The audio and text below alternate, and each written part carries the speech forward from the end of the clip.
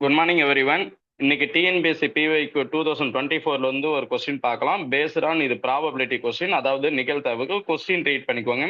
What is the probability of getting a prime number as a sum from two throws of a times? ஒரு டைஸை 2 times throw பண்ணும்போது அதுக்கு நமக்கு possibles எவ்வளவு வருதுன்னு பார்க்கணும். அதுக்கு வந்து ப்ராபபிலிட்டி ஃபைன் பண்ண சொல்றாங்க. அதே தமிழ்ல என்ன தான், இருமுறை ஒரு பகடை உருட்டப்படும் போது கூடுதலாக பகாயன் கிடைக்க நிகழ்தகவு என்னன்னு கேட்கறாங்க. இப்போ இதோடைய ஃபார்முலாஸ் ஃபர்ஸ்ட் பாருங்க.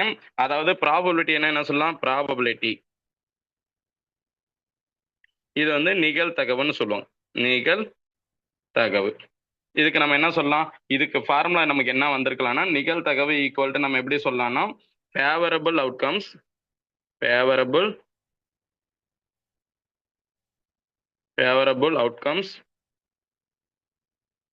divided by possible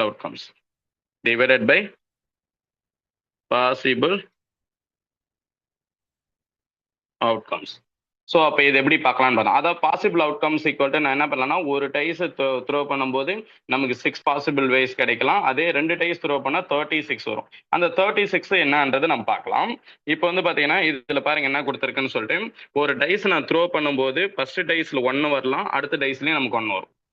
ஃபர்ஸ்ட் டைஸ்ல 1 வந்து அடுத்த டைஸ்ல 2 ஃபேஸ் வர்றதுக்கான பாசிபிலிட்டிஸ் இருக்கு.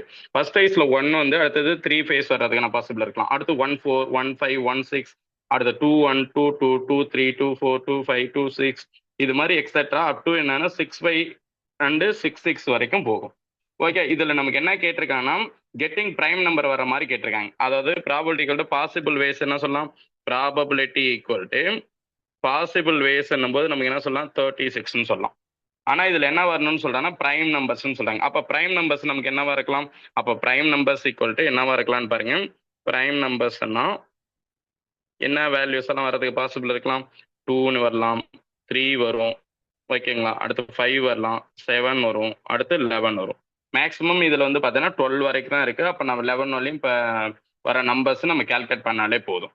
சரி, ஓகேவா? இதுல எப்படி போடலான்றது பாருங்க. ஃபர்ஸ்ட் 2 வர பாசிபிள் வேஸ் பார்க்கலாம், அடுத்து நமக்கு 3 பார்க்கலாம், அடுத்து 5 பார்க்கலாம், 7 பார்க்கலாம், 11 பார்க்கலாம்.